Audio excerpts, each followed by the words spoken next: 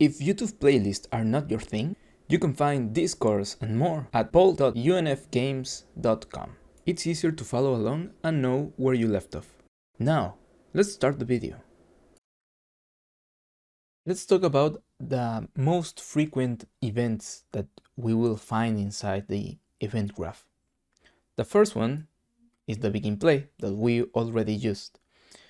The begin play is called when the game starts, and we could check the execution flow of all Unreal, but what you need to know is after the level is loaded, the level being this level, the level loads, it creates all the actors that it needs, it initializes everything, and after everything is ready to start, then the begin play on all the actors start triggering. This means that if I put here hello, we currently have how many? 3 coins. It should print hello 3 times. And there it is. So here we usually put code for setting up some variables, creating more components if needed, or some behavior that we need to run,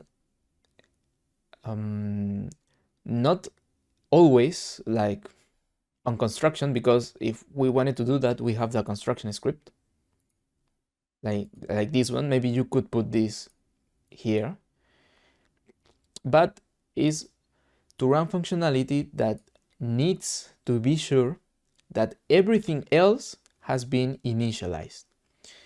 If for example this construction script needed a variable from another blueprint, you will take the risk of the other blueprint not having initialized the variables that you needed.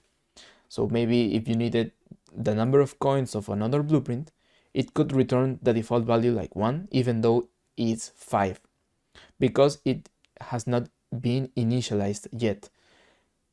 But if you wanted to do that, then you would probably put it in the begin play. So you are pretty sure that every value that you get from other classes is the right one.